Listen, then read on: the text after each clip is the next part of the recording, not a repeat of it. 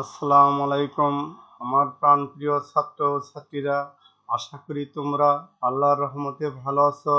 আমিও আল্লাহর রহমতে ভালো আছি। আশা করি আমার প্রিভিয়াস ভিডিওগুলো তোমরা দেখছো এবং শুনছো। আজ আমি তোমাদের শিক্ষা দিব present continuous tense. Present continuous টেন্সের বাংলা অর্থ চলমান কাল। এর ডেফিনেশন হলো যখন কোনো ভার্বের কাজ বর্তমান কালে চলিতেছে বা ঘটিতেছে বোঝায়, তখন সেই ভার্বের প্রেজেন্ট কন্টিনিউয়াস টেন্স হয়। এই টেন্সের বেলায় কর্তা অনুসারে অ্যামিজার ব্যবহার করতে হবে এবং মূল ভার্বের শেষে আইনজি যোগ করতে হবে। আইনজি যোগ করার চারটি নিয়ম আছে।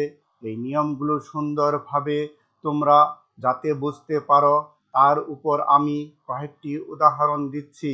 যেমন সে একটি পত্র লিখিতেছে, এই লেখা ভার্বের শেষে একটি ই আছে। রাইট ভার্বের শেষে একটি ই আছে। আইনজি যোগ করার সময় উক্ত ইটি বাদ দিবে। যেমন he is writing a letter, সে একটি অঙ্ক সমাধান করিতেছে। এই সমাধান করার ইংরেজি শব্দ সলভ। এই সলভ ভার্বের শেষে একটি ই আছে। আইনজি যোগ করার সময় উক্ত ইকে বাদ দিবে। হি ইজ সলভিং এ সাম, মেয়েটি একটি কবিতা আবৃত্তি করিতেছে। এই আবৃত্তি করার ইংরেজি শব্দ রিসাইট ভার্বের শেষেও একটি ই আছে। আইনজি যোগ করার সময় উক্ত ইকে বাদ দিবে। যেমন the girl is reciting a poem. এর এবার ব্যতিক্রমও আছে। দুটি ভার্বের শেষে ই পাওয়া যায়। একটি ভার্ব হলো বি, আরেকটি ভার্ব হলো ডাই, DYE, ডাই। এই দুটি ভার্বের শেষের ই কখনো বাদ দেওয়া যাবে না। যেমন ছেলেটি একজন আইনজীবী হইতেছে। The boy is being a barrister, ছেলেটি একটি গাড়ি রং করিতেছে। দি বয় ইজ ডাইং এ কার, এই ডাই এবং বি ভার্বের ই বাদ দেওয়া যাবে না।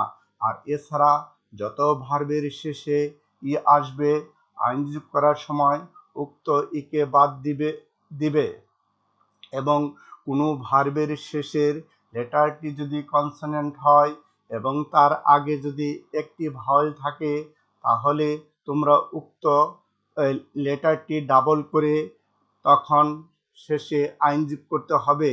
যেমন আমি প্রকল্পটি বন্ধ করিতেছি। I am stopping the project. Stop STOP, শেষে পি একটি কনসোনেন্ট, তার আগে ও একটি ভাওয়েল। এই জন্য এই ভার্বের শেষে আইন যোগ করার সময় ডবল পি দিবে। তেমনি সে আমার সাথে ঝগড়া করিতেছে। He is quarrelling with me. Quarrel verb QUARREL, শেষের লেটারটি কনসোনেন্ট এবং তার আগে একটি ভাওয়েল। আইন যোগ করার সময় শেষের কনসোনেন্টটি ডাবল করবে। যেমন সে রৌদ্রে দৌড়াচ্ছে। He is running in the sun, তারা একটি পুকুর খনন করিতেছে। দে আর ডিগিং এ পন্ড, এভাবে। এবং কোনো ভার্বের শেষে যদি IE পাও, তাহলে IE বাদ দিয়ে সেখানে ওয়াই ব্যবহার করে আইনজি যোগ করবে। যেমন ছেলেটি আমার সাথে মিথ্যা বলিতেছে। মিথ্যা বলা লাই, এই লাই IE বাদ দিয়ে এখানে ওয়াই ব্যবহার করে আইনজি যোগ করবে। যেমন the boy is lying with me, লোকটি টাই পরিতেছে। টাই পরা ইংরেজি টাই, TIE, টাই। এই ভার্বেও যখন আইনজি করবে IE বাদ দিয়ে ওয়াই ব্যবহার করে আইনজি যোগ করবে। যেমন দি ম্যান ইজ টাইং, এভাবে। সর্বোপরি টেন্সটি তোমরা চিনবে তিনভাবে।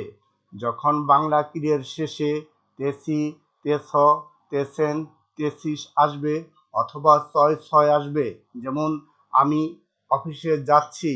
I am going to office, এই যাচ্ছি ছয় বাংলা ক্রিয়ার শেষে ছয় থাকলেও বুঝবে এটি প্রেজেন্ট কন্টিনিউয়াস টেন্স। এবং কখনো বাংলা ক্রিয়ার শেষে করছি, করছ, করছেন, করছিস এভাবেও থাকলেও বুঝবে প্রেজেন্ট কন্টিনিউয়াস টেন্স। যেমন আমি এখন কাজ করছি, নাও আই অ্যাম ওয়ার্কিং। এভাবে যদি তোমরা বাংলা ক্রিয়াটি বুঝো, তাহলে অনায়াসে প্রেজেন্ট কন্টিনিউয়াস টেন্সের বাংলা সেন্টেন্স সাজিয়ে অনায়াসে ইংরেজি বলতে এবং লিখতে পারবে। এগুলো যদি মেনে চলো, তাহলে তোমরা প্রেজেন্ট কন্টিনিউয়াস টেন্সের শুদ্ধ এবং সুন্দরভাবে ইংরেজি বলতে এবং লিখতে পারবে। সবসময় শুদ্ধ এবং সুন্দরভাবে ইংরেজি লেখার এবং বলার চেষ্টা করবে। মিনিংলেস এবং অশুদ্ধ ইংরেজি বলে ও লেখে কখনো বাহাদুরি দেখানোর চেষ্টা করবে না এবং হাসির পাত্র হওয়ারও চেষ্টা করবে না। যা কিছু লিখবে, যা কিছু বলবে, বুঝে শুনে শুদ্ধভাবে বলবে এবং লিখবে। তাহলেই আশা করি তোমরা আমাদের দেশের সম্পদে পরিণত হবে, ভালো মানুষে পরিণত হবে। আমাদের দেশে এখন ভালো মানুষের সংখ্যা দিন দিন কমে যাচ্ছে। তাই আমি তোমাদের বিনীতভাবে অনুরোধ এবং আদেশ করি, এই ধরনের নিয়ম কানুনগুলো শুদ্ধভাবে শুনে এবং বুঝে তোমরা লেখার এবং বলার চেষ্টা করবে। তাহলে তোমরা দক্ষ এবং সবল ছাত্র অবশ্যই একদিন হবে এবং দেশের কাজে, দেশের খেদমতে তোমরা নিয়োজিত হতে পারবে সুন্দরভাবে, ইনশাআল্লাহ।